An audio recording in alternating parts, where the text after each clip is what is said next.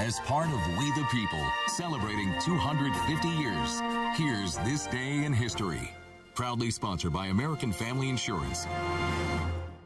As we continue to celebrate America's 250th birthday this year, we've been sharing quite a bit of military history with you, and today we have one of the oldest military honors to talk about, Charlie. On this day, August 7th, back in 1782, George Washington created the Purple Heart. The badge is given to soldiers for any singularly admirable action and permitted its wearer to pass guards and sentinels without challenge. The honoree's name and regiment were also inscribed in a book of merit.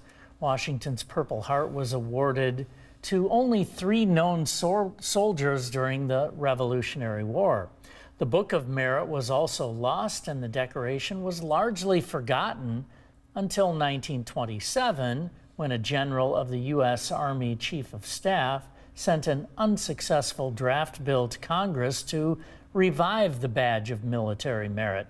A year later, the U.S. War Department announced the creation of the Order of the Purple Heart after another general took up the cause.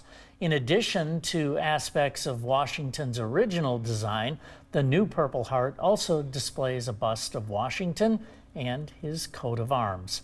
That's This Day in History for August 7th, the award now traditionally given to soldiers that were hurt in combat. Yeah, or killed. You can get it posthumously. Yes. But yeah, one of the top honors, and it's interesting to know for like 200 years, it really wasn't awarded at all until World War I. All right, Charlie, thank you.